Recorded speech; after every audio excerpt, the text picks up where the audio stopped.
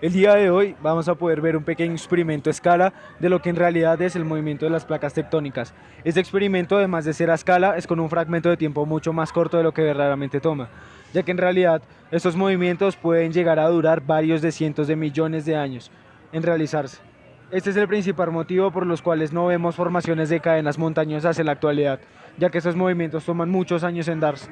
A continuación, procederemos a definir algunos de los términos que vamos viendo. El primero de estos términos es placa tectónica. ¿Qué es una placa tectónica? Una placa tectónica o placa litosférica es una parte de la litosfera, la cual es relativamente rígida y que además se mueve sobre la astenosfera.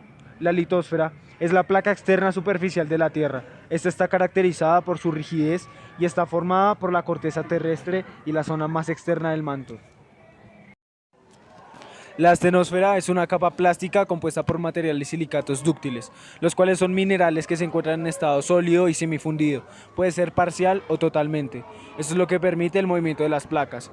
Las placas tectónicas se mueven debido al calor en el núcleo de la Tierra, el cual hace que se mueva la roca fundida en el manto. Esas placas tectónicas pueden ser de dos tipos, principalmente oceánicas y terrestres.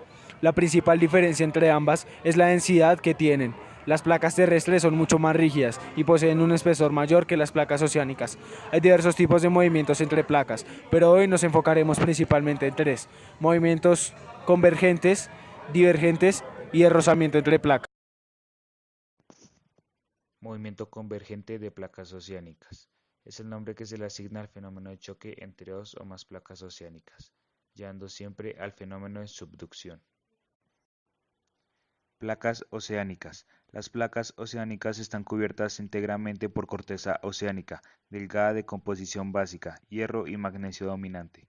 Aparecen sumergidas en toda su extensión, salvo por existencia de edificios volcánicos intraplaca, de los cuales los destacados por altos aparecen emergidos o por arcos insulares. En alguno de sus bordes, los ejemplos más notables se ubican en el Pacífico, la del Pacífico, la placa de Nazca, la placa de Cocos y la placa filipina.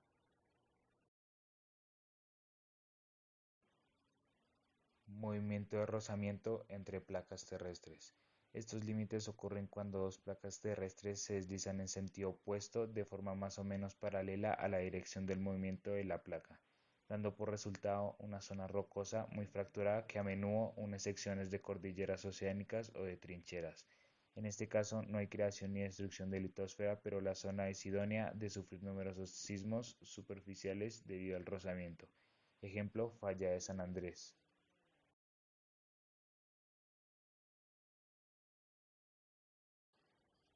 Movimiento divergente de placas oceánicas. Es el movimiento que se genera entre dos placas oceánicas cuando se produce la separación entre ellas. Con el movimiento divergente, en el proceso de separación se producen las fallas, las cuales se traducen en agujeros en la Tierra o en este caso la aparición de una hilera montañosa submarina. Las placas de la litosfera se ponen en movimiento debido a la energía y el calor que se produce por el magma que emerge desde el fondo del mar.